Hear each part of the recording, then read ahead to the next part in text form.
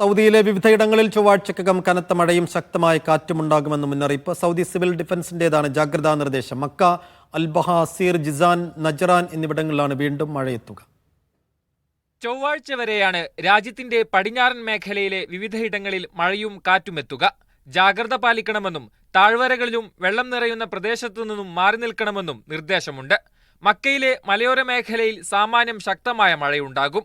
Taif, മെയ്സാൻ, Adam, അൽ അർദിയാത്ത് എന്നിവിടങ്ങളിൽ പൊടിക്കാറ്റിനും പേമാരിക്കും ആലിപ്പഴ വർഷത്തിനും സാധ്യതയുണ്ട്. ഈ സാഹചര്യത്തിലാണ് സിവിൽ ഡിഫൻസിന്റെ മുന്നറിയിപ്പ്. മക്ക നഗരത്തിന്റെ സമീപ പ്രദേശമായ അൽജുമും, അൽ കാമിൽ, അൽ കുർമ, തുർബ, റനിയ, അൽ മുവൈഹ്, അൽ കുൻഫുദ എന്നിവിടങ്ങളിലും മഴ ലഭിക്കും.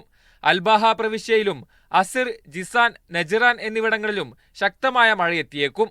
Sabith Saleem, Media 1, Jeddah.